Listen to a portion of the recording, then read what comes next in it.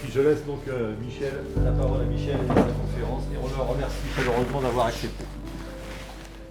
Cette affaire de Jean-Paul Limagne, là, c'est à la suite d'un article que j'avais écrit dans Les Amis de Marmoutier, car j'étais témoin oculaire de la chute de cette forteresse volante avec un copain à moi. C'était un jour de fête Dieu, on venait de récupérer les fleurs d'un reposoir, à l'époque c'était... Et quelques temps après, il y a un gars qui arrive en salopette chez moi, et bonjour Michel, oui, c'est toi qui as écrit ce truc. Ah oui, ce serait bien si on faisait venir un B-27 pour reconstituer ça. Oh, je dis oui, oui, c'est très bien, oui, oui. Il s'en va, puis je lui dis, je suis là, il vient au caboulon, quoi. Et au bout de 2 ou 3 mois, il m'appelle, j'en ai une forteresse volante, j'ai un B-17. Il existait un seul B-17 en Europe en état de voler. Et il l'a trouvé, et puis il a réussi à faire financer ça par Airbus et compagnie. Mais voilà l'histoire des ailes, comment c'est, oui, les ailes libres, quoi. Les ailes de la liberté, oui. Et c'est pas pour ça que vous m'avez invité, mais... Alors, chers collègues marins, chers sympathisants, je vais vous parler ce matin des éoliennes, à la demande expresse de notre président. Mais des éoliennes en mer, puisque nous sommes tous des marins ou sympathisants, et surtout le rôle que ces éoliennes vont avoir dans le cadre de la transition énergétique. Le réchauffement climatique est une affaire maintenant que tout le monde accepte comme une réalité. Il y a encore quelques complotistes comme ça, mais enfin bon, on sait malheureusement que le réchauffement climatique est une réalité. Le GIEC, le groupement international des experts pour le climat qui dépend de l'ONU, nous donne tous les renseignements sur son origine et sur ce qu'il faut faire pour essayer de le maîtriser, ce réchauffement. Car si on ne fait rien, nos descendants auront des problèmes. Le GIEC nous dit qu'il faut que l'humanité dans son ensemble, le globe terrestre, atteigne la neutralité carbone en 2050. Sinon, le réchauffement sera irréversible. Il va dépasser 2 degrés par rapport à l'ère pré-industrielle et il va s'auto-nourrir et nos descendants connaîtront l'apocalypse, quoi. C'est malheureusement une réalité. Donc cette action, la neutralité carbone est vraiment urgente et la transition énergétique, il ne faut pas perdre de temps. Pendant les vacances de Pâques, nos arrière-petites-filles sont venues nous voir. Elles s'appellent Rose et Jeanne, 7 ans et 5 ans. Quand je les voyais sauter, courir, éclater de rire, se balancer, enfin, mordre dans la vie, être heureux comme on est heureux quand on est enfant, que tout va bien. Mais je songeais quand même, en les regardant, à la fin de ce siècle, elles seront là, elles. Alors on n'a pas le droit, hein. Donc il faut, nous dit le GIEC, pour lutter contre ce réchauffement, d'abord émettre moins et presque pas du tout de gaz à effet de serre, pas plus que la Terre peut en absorber par ses forêts et ses océans. Pour ça, il faut remplacer les énergies fossiles, le pétrole, le gaz et le charbon, par des renouvelables et décarbonés. C'est ce qui s'appelle la transition énergétique. Et c'est urgent. Alors, où en sommes-nous, nous, en France? Puis ensuite en Europe, et ensuite dans le monde. En 2017, quand le président Macron prend la tête du pays, il est bien embêté. Il navigue dans la brume, en fait, parce qu'il est soumis à une forte pression des écolos, mais aussi d'une bonne partie de la population qui lui demande d'arrêter le nucléaire. Oui, Fukushima, l'Allemagne ferme ses centrales, ils sont quand même... Bon. Il dit, bon, je vais fermer 14 réacteurs, échelonnés, on va commencer par Fessenheim, qui est la plus ancienne, ce qu'il a fait. Mais au fond de lui-même, malgré tout, c'est un homme averti, il sait bien que ce n'est pas la solution, mais remplacer le nucléaire par quoi? Donc, dans la brume, là, il dit, il me faut un radar. Et comme radar, il prend la marque RTE, Réseau de transport d'électricité français. Il leur dit, faites-moi un rapport, vous qui êtes au cœur de l'énergie française, vous dispatchez toute l'énergie, faites-moi un rapport sur l'état actuel de notre énergie et quelles sont les solutions. Préparez-moi des scénarios pour aboutir à la neutralité carbone, nous Français en 2050, comme on s'est engagé depuis l'accord de Paris. Ces braves gens se mettent au boulot, là il y a des centaines d'ingénieurs, d'hommes très qualifiés sur le plan technique aussi. Au bout de 2 ans, ils sortent un rapport qui s'appelle Futurs énergétiques. Il prévoit 3 scénarios. 3 scénarios, mais qui sont quand même suivis un petit peu à caution. Malgré le sérieux de ce rapport, qui nous donne des statistiques très précises, mais qui fait la part belle au nucléaire, alors qu'on sait que ce n'est pas l'avenir. Et quand on sait que RTE est filiale à 51% d'EDF, bon, c'est le lobby nucléaire, quoi. Le lobby nucléaire a quand même été toujours un frein aux énergies renouvelables, en qui il voyait un concurrent, quoi. Il n'avait pas tort. Les scénarios prévoyaient donc du nucléaire et puis les bioénergies, la chaleur, l'hydraulique, etc. Et à la fin, un petit peu les énergies renouvelables, mais surtout l'éolien terrestre, un peu solaire, marin, non. Le deuxième, un petit peu de marin, le troisième, un petit peu plus, mais alors, vraiment, on voit que chez nous, la mer, pour les Français, Tabarly disait, pour les Français, la mer, c'est ce qu'ils ont dans le dos quand ils ont fini de se baigner, voilà. Alors, ils sont quand même gênés, parce qu'ils n'y arrivent pas à faire coller pour arriver à la neutralité carbone. Mais ils ont trouvé une solution qui est, à mon avis, un peu contestable. Ils disent, on va d'abord consommer moins d'énergie.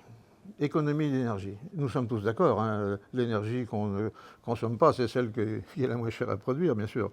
Et bien sûr, isolation des logements, pompe à chaleur, voiture électrique et tout ce que vous savez, la température dans les bureaux, etc. Tout ça, c'est bien, c'est responsable. Mais ils nous disent, en 2021, la consommation totale d'énergie finale en France, c'est 1600 TWh.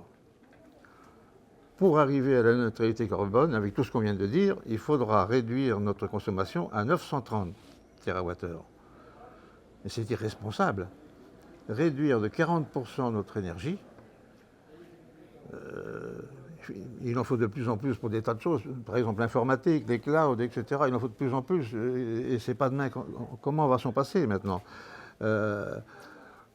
Donc, ils ne tiennent pas compte non plus de la réindustrialisation. On n'en parlait pas trop encore il y a 2 ans, mais la réindustrialisation, elle se fait sentir maintenant, ce besoin. J'entendais ce matin, on va maintenant produire des tas de médicaments chez nous, Doliprane et tout ça. Mais ça devient urgent, il y avait des pénuries, etc. On était dépendants, trop dépendants. Et puis, mais si on continue comme ça, on va devenir une économie comme le Sénégal ou la Tunisie, vivre du tourisme, c'est pas possible. Non, donc je pense qu'après cette baisse de l'industrie chez nous, on est sur un plateau et ça commence à remonter. Donc, il faudra de l'énergie. Et de plus que la contribution du nucléaire, vous le verrez tout à l'heure, est improbable. Excusez-moi, mais...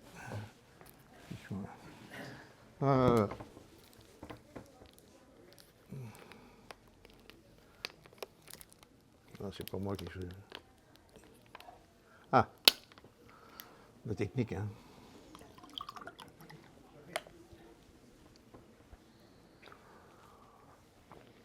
En 2022, 2 événements majeurs se sont produits et qui vont mettre les pendules à l'heure, l'église au milieu du village. Le premier, c'est la guerre en Ukraine, qui, alors là, notre dépendance totale de l'étranger pour notre énergie nous saute à la figure. Les gens sont surpris, mais c'est comme ça. Le deuxième événement, c'est le grand carénage des centrales. Ce n'est pas à vous, marins, que je vais apprendre ce qu'est un grand carénage. Les centrales de ma génération, qui ont été construites dans les années 80, étaient construites pour une durée de 40 ans. Elles ont toutes, les premières en 40 ans, passé.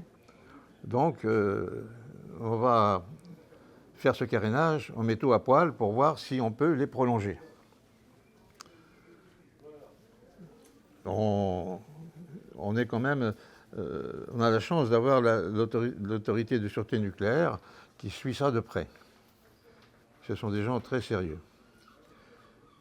Et on s'est aperçu que la fatigue du métal, la corrosion, était au moins ce qu'elle était prévue par les constructeurs. Mais la surprise désagréable, c'est qu'on a trouvé des fissures profondes dans beaucoup d'endroits qui n'étaient pas imaginés, des fissures de 3 ou 4 mm de profondeur. Et ça, c'est grave. On va changer des tas de tuyaux, de machin, mais quand même, l'autorité de sûreté nucléaire nous dit, messieurs, mesdames, il ne faut pas compter prolonger ces centrales maintenant, peut-être de 10 ans, 12 ans maximum, mais pas plus. Angoisse chez nos élus, qui commencent à prendre conscience que ben, qu'est-ce qu'on va faire si le nucléaire s'arrête et puis on est dépendant. Bon. Alors, c'est la panique à bord. Ça ne s'est pas trop vu de l'extérieur, mais le président de la République, le président du Sénat, le Parlement, tous les trois convoquent d'urgence une commission d'enquête parlementaire. Et c'est un événement majeur qui est passé encore sous les radars. Je vous lis l'enquête. Commission d'enquête parlementaire visant à établir les raisons de la perte de souveraineté et d'indépendance énergétique de la France. Rien que ça. Le 30 mars, c'était en octobre, parce que l'été dernier, pendant le grand carénage, en plus, nous avons importé beaucoup d'électricité d'Allemagne. Du bon courant allemand, bien cher, produit avec du bon charbon, bien polluant. Hein. Et pendant ce temps-là, l'année dernière, EDF a perdu 22 milliards, alors que toutes les entreprises énergétiques de l'Europe, de l'Union, ont gagné de l'argent. Parce que l'énergie est chère. Le 30 mars, il y a quelques semaines, le rapport de cette commission d'enquête est sorti. Si Ouest France en a parlé, je crois, Le Monde. 6 mois de travail. Et je ne sais pas si vous êtes comme moi, mais les commissions d'enquête, quand on a vu par exemple l'affaire d'Outreau, Benalla, etc., les députés et les sénateurs, mais ils posent des questions qui vont au fond des choses. Hein. C'est efficace.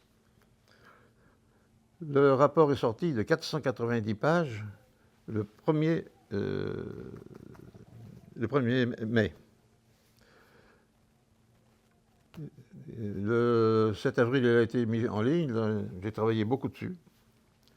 Il y a eu 150 heures d'édition. 80 responsables au plus haut niveau de l'État et de l'économie. Je vais vous donner quelques noms simplement des politiques. Il y avait Lionel Jospin, Dominique Voynet, sa ministre, François Hollande, Nicolas Sarkozy, Ségolène Royal, Cécile Duflot, Martine Aubry, Manuel Valls, Arnaud de Montebourg, Barbara Pompili, Nicolas Hulot, François de Rugy et même notre Premier ministre Elisabeth Borne. Mais il y a eu 80 personnes de cette pointure-là. Donc ce n'était pas quelque chose d'anodin. La Cour des comptes, qui suivait ça de très près, parce qu'elle se mêle de tout, hein, elle nous alerte sur cet effondrement qui est programmé de la production d'électricité nucléaire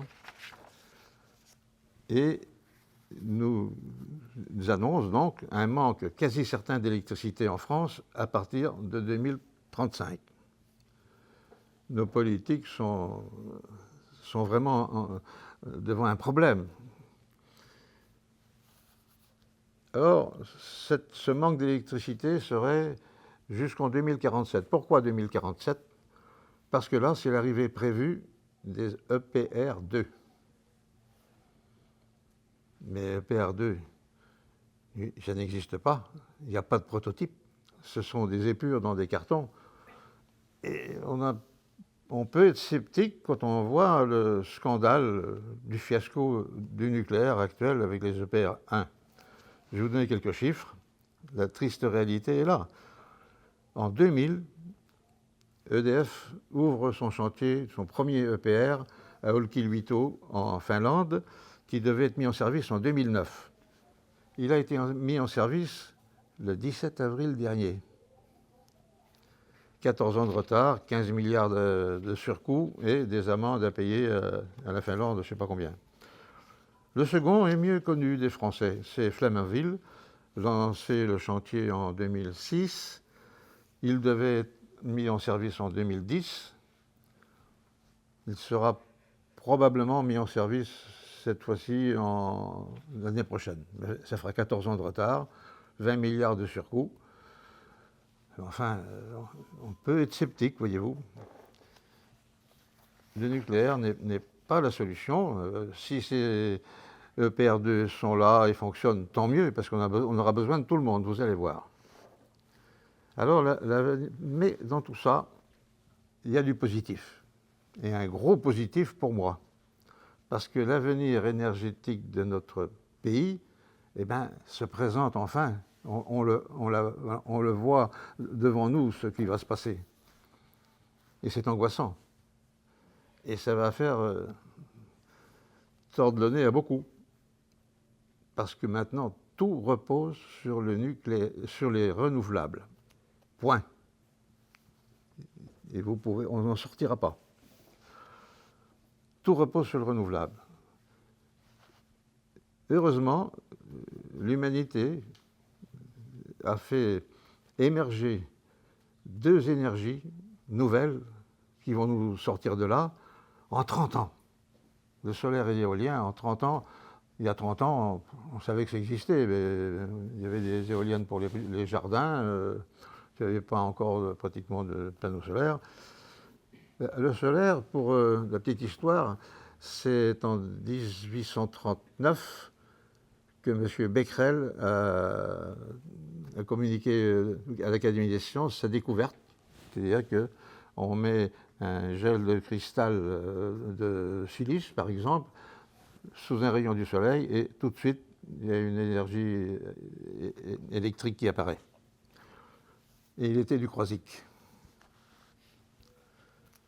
Ces deux énergies font des progrès, et vous allez voir que nous allons, nous, l'humanité, nous en sortir en partie, en grande partie, ou presque exclusivement avec ces énergies. En 2020, il y a un événement, moi, que je considère le plus important depuis le début du siècle, qui est aussi passé sous les radars. Mais je suis persuadé qu'en 2100, les écoliers apprendront que oui, en 2020, les hommes ont assisté à un événement grâce auquel ils ont pu maîtriser le réchauffement climatique. Alors, quel est cet événement? C'est tout simple. En 2020, mais brutalement, les deux énergies, solaire et éolien, ont connu une baisse drastique de leur prix de revient de l'électricité qu'ils produisent, grâce à des progrès vraiment très importants.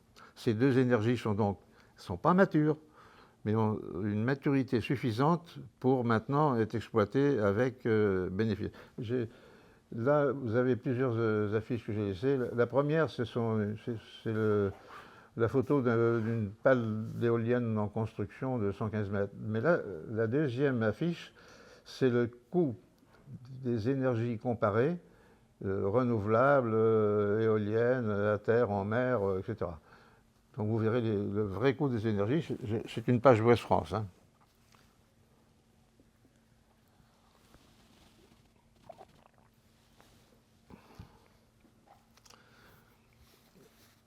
Le monde est devenu capitaliste. Vous vous demandez pourquoi je vous dis ça. Hein. Pourtant, c'est fondamental. Investir dans ces nouvelles énergies, aujourd'hui, va rapporter beaucoup d'argent au consortium du monde spécialisé dans les secteurs énergétiques. En ce qui nous concerne, nous, les éoliennes en mer, c'est au premier rang les compagnies pétrolières qui savent qu'à partir de 2030, ça c'est programmé par l'ONU, hein, à partir de 2030, la demande de pétrole va baisser parce que les énergies renouvelables vont commencer à faire sentir leur essai. Donc, elles savent qu'il faut qu'elles trouvent une solution de remplacement. Et on le rapporte sur un plateau parce que le capitalisme, c'est pas parfait. Ça cherche le profit, parce que c'est son sang, il y a des inégalités et tout ça, mais il y a une qualité quand même, c'est que le capitalisme, c'est l'efficacité et la rapidité. Et ça tombe bien parce qu'on est pressé là. Si le monde est devenu capitaliste, il y a une raison. Bon, les grandes économies collectivistes russes et chinoises, on connaît. La Russie, c'est un capitalisme mafieux. Je suis payé pour le savoir, et mon fils aussi qui continue. La Chine, par exemple, par contre, mérite notre attention.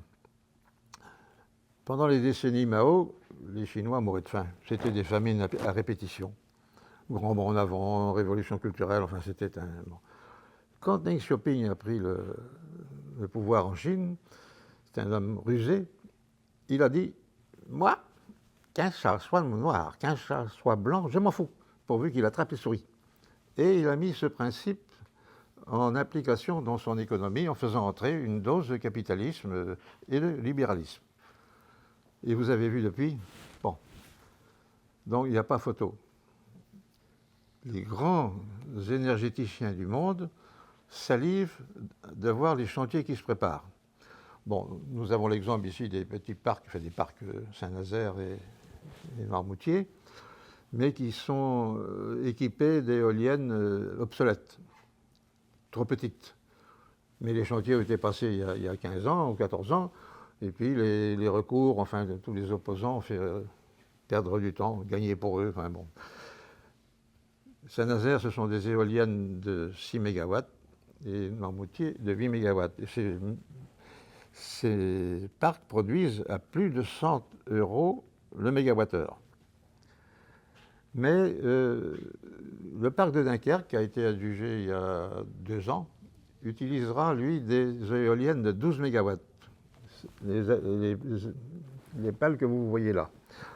Avec des éoliennes de 12 MW, le contrat est passé avec l'État à 45 €. C'est-à-dire, c'est le moins cher de toutes les énergies. L'éolien en mer est moins cher que toutes les autres énergies.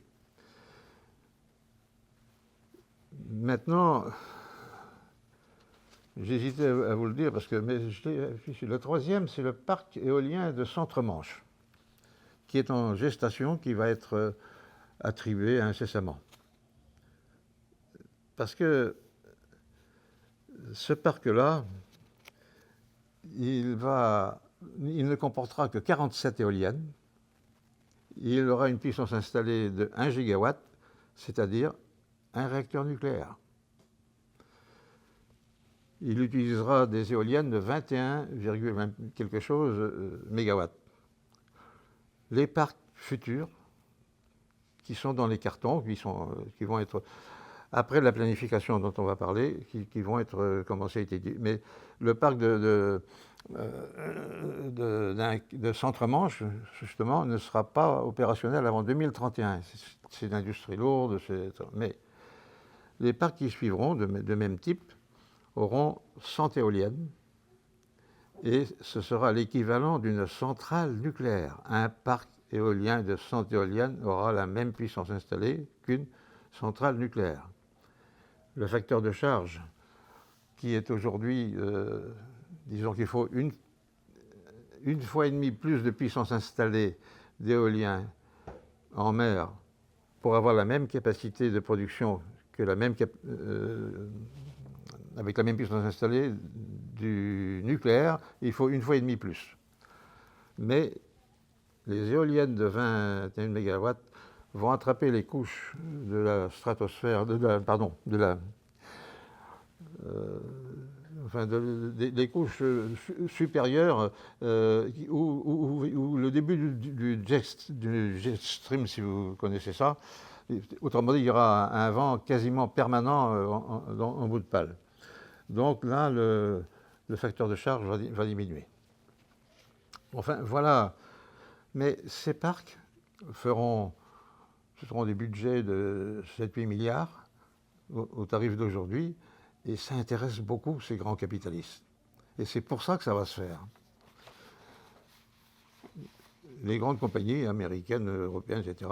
Alors nous allons assister au début du contre-choc pétrolier. Je me souviens, en 1973, lors du premier choc, les autoroutes étaient vides. On se demandait ce qui nous arrivait, mais c'était un choc. Les pays arabes qui ont vécu dans l'opulence jusqu'à maintenant, pendant une cinquantaine d'années, savent que ce contre-choc arrive. Mais elles ont le temps pour se préparer et elles vont le faire. Elles bénéficient d'espaces immenses dans leur désert, d'un soleil généreux, et elles ont l'argent. Elles ont montré ce qu'elles savent faire. Elles ont fait sortir des villes ultramodernes dans les déserts. Ils ont pris des positions dans l'aéronautique mondiale. C'est là où ils pouvaient agir, remarquables. Et là, ils vont construire d'énormes centrales solaires qui feront de l'hydrogène. Et au lieu d'aller chercher du gaz souterrain, on ira chercher de l'hydrogène chez eux. À mon avis, la France n'en aura pas besoin, car nous avons le plus grand, avec les États-Unis, le plus grand domaine maritime au monde. On fera beaucoup de progrès encore dans l'éolien marin et avec des perspectives. Je suis beaucoup plus explicite dans le livre que je viens d'écrire, Les marins-pêcheurs face aux éoliennes en mer. Vous en avez, si vous en voulez, à la fin de ma conférence, pendant le verre de l'amitié, vous pourrez en acheter à notre trésorier, au prix de 5 €.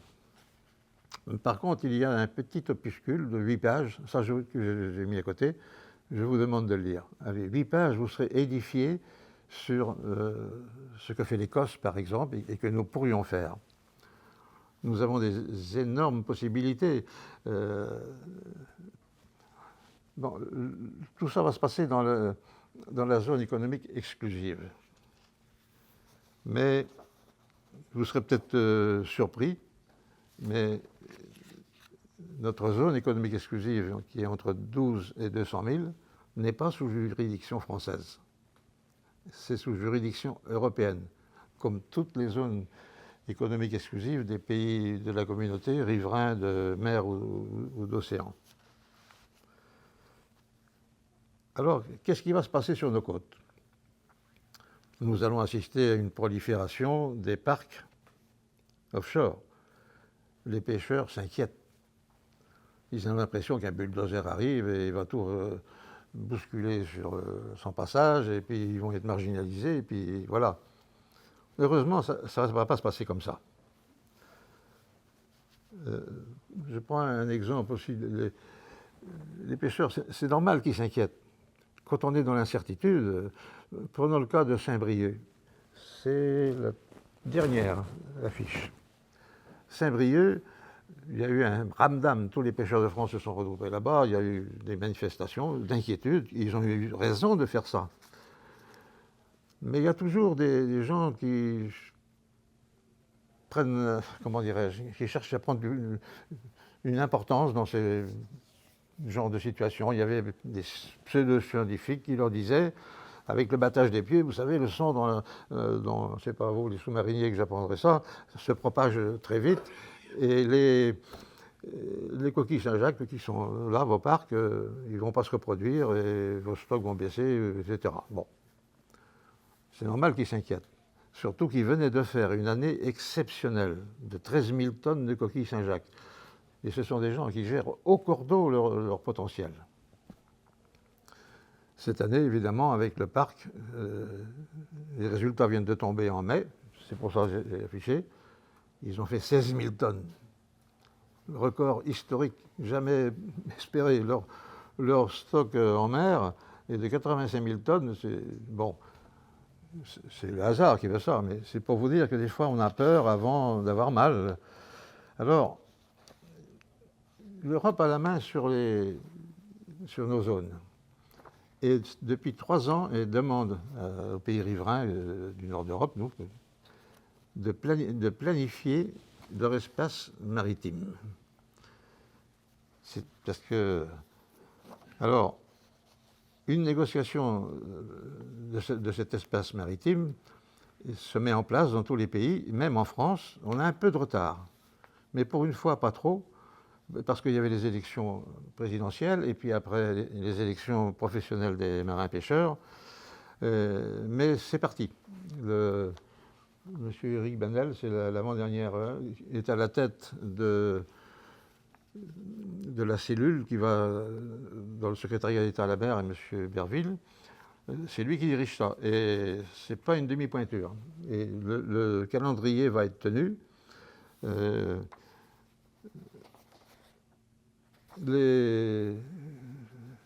crois que le débat public, ce sera à l'automne. Et la planification sera prête l'année prochaine. Donc, mais ça va commencer à l'automne. Donc, le livre que j'ai écrit, c'est pour les marins, pour les préparer. Et je l'ai envoyé aux politiques au plus haut niveau. J'ai des réponses incroyables. Les politiques sont mûrs pour ça. Et j'ai reçu au plus haut niveau de l'État des réponses sur plusieurs pages. En disant que, d'ailleurs, mon livre a été acheté dans les milieux ministériels et notamment le secrétariat d'État à la mer. Donc, alors, les pêcheurs. Les pêcheurs, dit la communauté européenne, doivent participer à ces négociations, mais au stade précoce, pour préserver leur zone de pêche essentielle. Par exemple, dans le surroi de Belle-Île, il y a une vasière, un Pinmar pareil, où on pêche la langoustine au chalut. Et dans les parcs, on ne pourra pas pêcher au chalut a priori. Autrement, dans les pays où il y a beaucoup de parcs, vous n'entendez jamais les pêcheurs rouspéter. Saint-Nazaire, les pêcheurs ne disent rien. Ils pêchent dans le parc de Saint-Nazaire, ils mettent leur casier, leur palanque comme avant. Enfin, pas tout à fait comme avant, parce qu'ils sont moins emmerdés par les autres activités humaines, la plaisance et tout ça. C'est interdit. Donc, bon. Mais enfin, c'est normal qu'ils soient inquiets. Parce que cette planification, c'est en fait le partage de la mer, qui n'a jamais existé. Quand j'étais mousse, j'embarquais à la voile, à l'époque, et nous allions du Portugal à l'Irlande pêcher le thon. Et on travaillait aussi pas mal dans le Golfe. Et on voyait les cargos à vapeur, à charbon. Il y avait les lignes Gijon-Berméo-Santander et la ligne Ouessant-Finistère. Ça nous servait, nous, à réduire notre incertitude d'estime en longitude. Parce que la latitude, c'était beaucoup plus simple. Mais on voyait un cargo tous les jours, ou des fois pas du tout. Donc la mer, nous la considérions comme à nous, le littoral ici tout près, on était les seuls à pêcher. On considérait que c'était nous. Les pêcheurs se sont un peu frustrés. La mer, c'était comme la terre pour le paysan, quoi. Et puis on croyait que la mer était inépuisable à l'époque. Alors pourquoi est-ce qu'on partage la mer ? Parce qu'il y a des nouvelles activités qui arrivent. Je vais faire un petit, pas exhaustif, un petit listing, quoi. La pêche et l'aquaculture. L'aquaculture va prendre de la place parce qu'on va cultiver des algues, des nouvelles méthodes en filière pour les moules, etc. Les activités pétrolières qui n'existaient pas, les éoliennes offshore qui arrivent en quantité, les transports maritimes qui sont en puissance et en vitesse beaucoup plus importants, les extracteurs de granulats et de minéraux, les zones protégées dont on parlait, et il y en a pas mal, les zones d'entraînement militaire, c'est pas maintenant qu'on va les supprimer, hein. La plaisance qui n'existait pas, les fermes solaires. Vous n'en avez peut-être pas entendu parler, mais il y a déjà 3 fermes expérimentales solaires dans le Nord, malgré la houle, et les résultats sont encourageants, 10% de plus que le terrestre, parce qu'il n'y a pas de poussière. Bon, il y a aussi le foisonnement des câbles, qui sont devenus, la guerre d'Ukraine le démontre, une cible stratégique en cas de conflit, etc. L'archéologie sous-marine, etc. Alors qu'avant, nous étions seuls. La négociation qui démarre sera au contraire une chance pour les pêcheurs. Ils vont conserver leurs zones essentielles et ils pêcheront dans les parcs ou à côté même. Parce qu'ils pourront, à ce moment-là, programmer, acheter des bateaux. Ça coûte cher, les bateaux, 2-3 millions, les bateaux de pêche. Hein. Et investir comme ça, il faut assurer de l'avenir. Là, ce sera inscrit dans le marbre européen. Il y a 2 principes intangibles qui seront respectés, on ne peut pas faire autrement dans ces négociations. L'impérieuse nécessité de capter les énergies qui sont en dehors des dunes, là, hein, inépuisables, bon marché et non polluantes. Le deuxième principe, c'est que les pêcheurs, dans l'intérêt public aussi, devront pouvoir prélever les quantités de poissons, mollusques ou crustacés que la nature permettra de le faire dans le cadre d'une gestion optimum des stocks. Cette gestion est déjà faite par l'Europe d'une manière satisfaisante. Voilà. Donc, vous n'entendez pas les pêcheurs ici bouger beaucoup, même avec ces parcs. Les principaux responsables des pêcheurs, je leur ai envoyé mon livre avant de le publier, chez le Ravi. Ils sont plutôt positifs. Ils ne sont pas forcément à 100% d'accord avec moi, mais enfin, c'est une aide, je pense, à la négociation. Voilà, moi j'ai été ici marqué par les éoliennes parce que j'ai été le seul, lors de l'enquête publique, à dire, voilà, moi je suis pour les éoliennes parce que je considère qu'elles vont peut-être réduire le réchauffement climatique, donc réduire la montée des eaux, et ce serait bon pour mon île. Mais ça m'a valu des agressions, je ne pensais pas. Et ces agressions sont faites par des gens avec qui on ne peut pas discuter, mais verbales, hein, mais violentes, des fois humiliantes devant ma femme. Voilà. Donc, c'est sans doute parce que je suis marqué que Fabien m'a demandé de vous raconter tout ça. C'est ma dernière conférence, parce que je suis un vieillard. Je n'ai plus le charisme d'avant, j'ai ma voix qui était raillée, et puis j'ai fait ce que j'avais à faire. Voilà. Merci de votre attention. Bien évidemment, si vous avez des questions, Michel est là pour vous répondre, et puis moi aussi, si vous avez des questions particulières sur le territoire, je suis là pour vous accompagner. Moi, c'est une question d'esthétique. C'est quand je vois que ces grandes pannes là, qui tournent partout, là, ça, je sais pas, ça dépaysage l'environnement.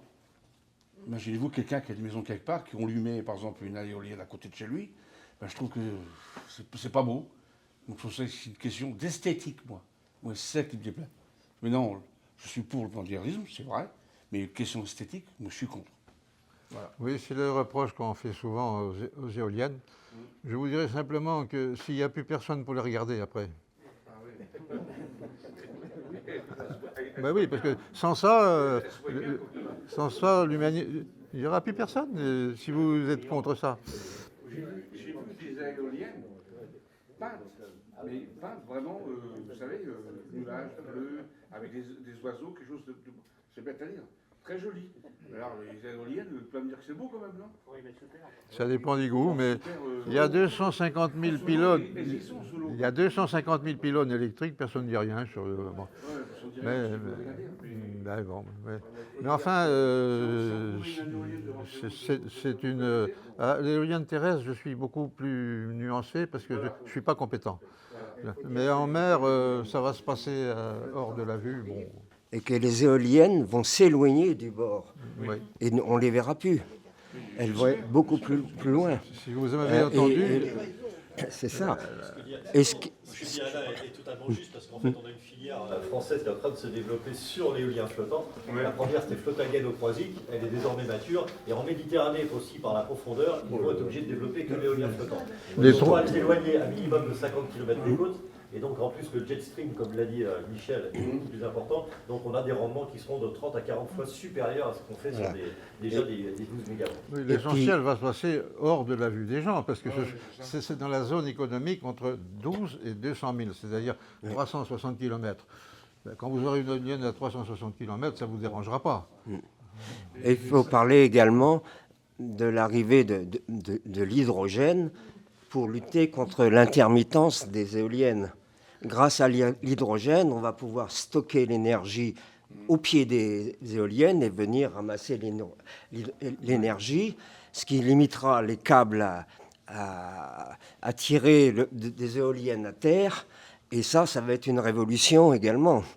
Alors, l'Europe a prévu que l'hydrogène sera fait sur les éoliennes, parce que ce sont des monstres, et ce sera acheminé à terre par des hydroducs. Et nous avons une chance énorme, ce sont nos TAF, nos territoires austral et antarctiques français. Nous avons d'abord les îles éparses, qui sont dans le canal du Mozambique entre les Comores et Madagascar. Ces îles seront des îles énergétiques, comme ils en font à grands frais dans la mer du Nord. Elles seront entourées d'éoliennes. L'hydrogène se fera ou à terre ou sur des SPSO. Et on ira charger non pas au golfe Persique, mais chez nous, si on est dynamique.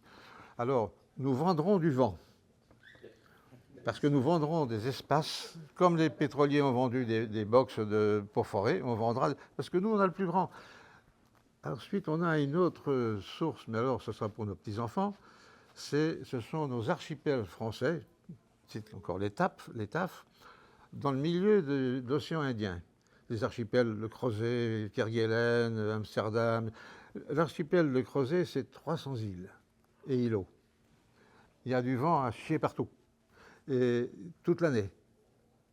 Et là, d'énormes éoliennes seront tractées là-bas, l'hydrogène sera fait sur place, et ça, c'est les générations d'après. Mais on sent que l'avenir est là. Maintenant, actuellement, les éoliennes qui sont plantées ici, bon, c'est là, mais c'est très peu. Les grands parcs dont je vous parle, Centre-Manche et tout ça, sont dehors.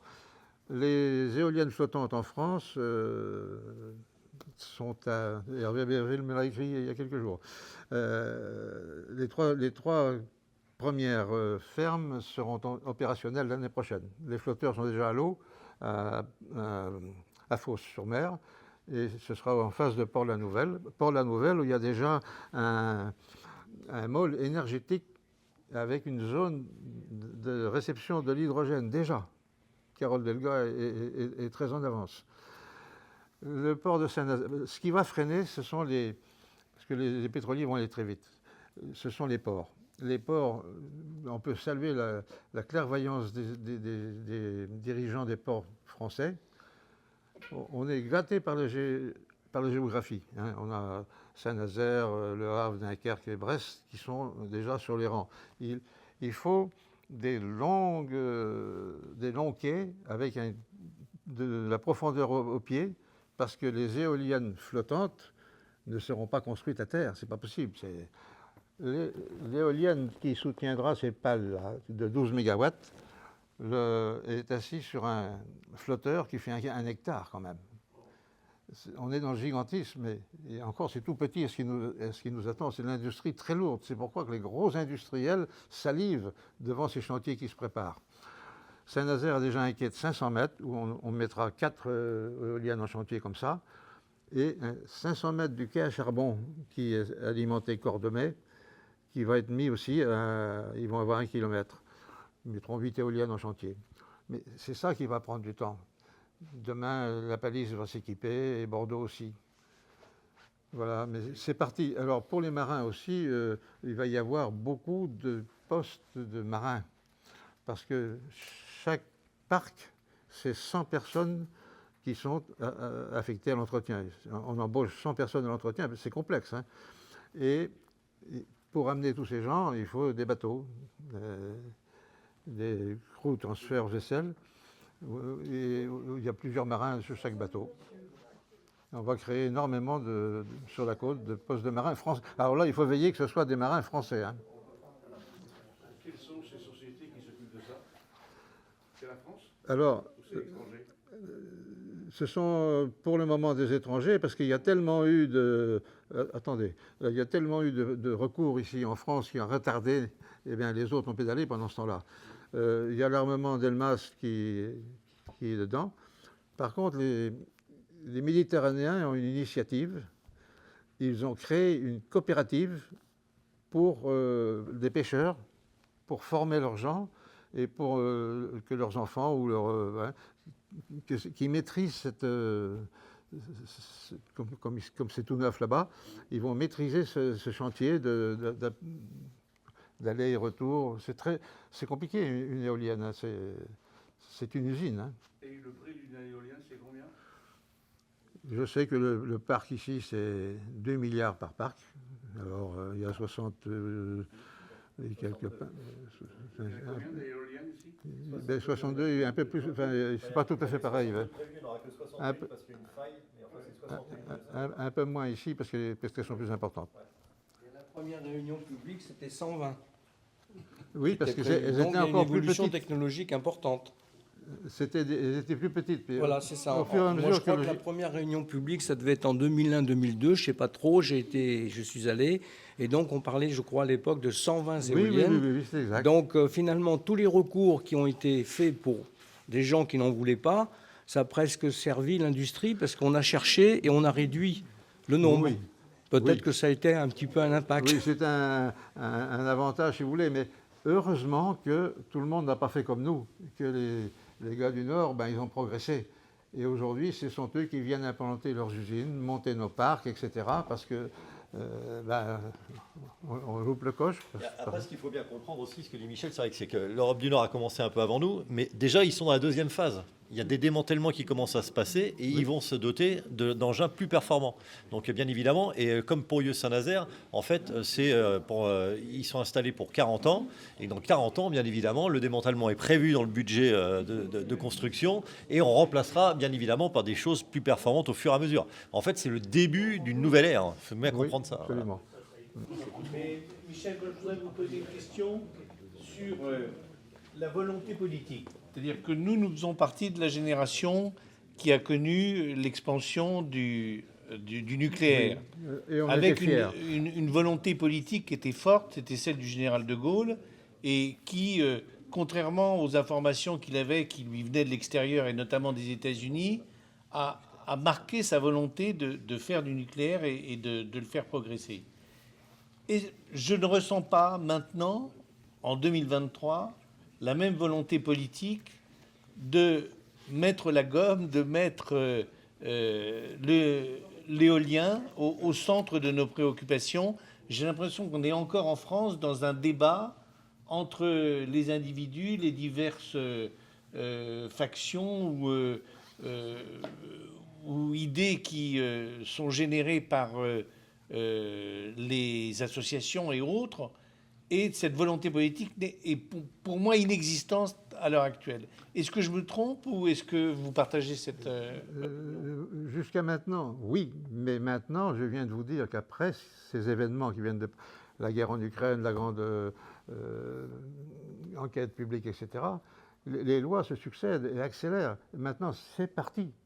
Parce qu'il n'y a pas d'autre choix. C'est bien beau de dire oui, ça fait ci, ça fait ça, mais il n'y a pas d'autre solution. Tout repose là-dessus maintenant. Donc les politiques, ils vont y aller à fond. Hein. Parce que la loi qui a été votée, c'est une loi transpartisane. Ça veut dire quelque chose. Ce n'est pas un parti qui a dit non, c'est la loi transpartisane et il y a eu une majorité générale. Ça veut dire quelque chose quand même. Si. Il y a une prise de conscience. Pour finir, avec le disait Michel, bien évidemment, on parlait du GIEC tout à l'heure. Et donc, on a créé un GIEC régional. Donc, vraiment, là, l'urgence, elle est là. Et comme le dit Michel, on n'a plus le choix. Il faut décarboner absolument. Autrement, ça va devenir invivable pour les générations futures. Et ça nous oblige. Voilà. Merci à tout le monde. Merci encore, Michel. On va passer au